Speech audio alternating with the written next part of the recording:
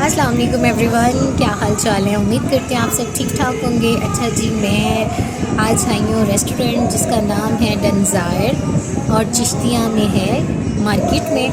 बहुत ही मज़े की यहाँ की जो है ना चीज़ें हैं। फ़ास्ट फूड बहुत ही अच्छा है और यहाँ की चाय ये देखिए बहुत मज़े का कप है। तो मेरा भाई मुझे यहाँ लेकर आया है।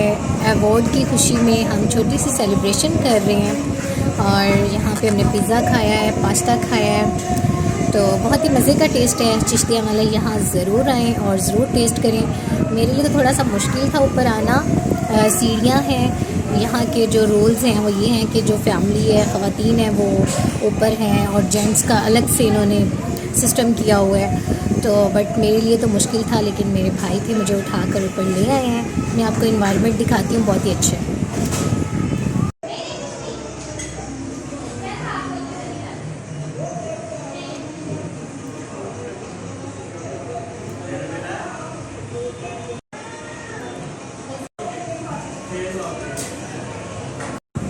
जी गाइस, आप लोगों ने देख लिया और आप लोग ज़रूर आएँ और ज़रूर ट्राई करें डंजायर पिज़्ज़ा। Thank you.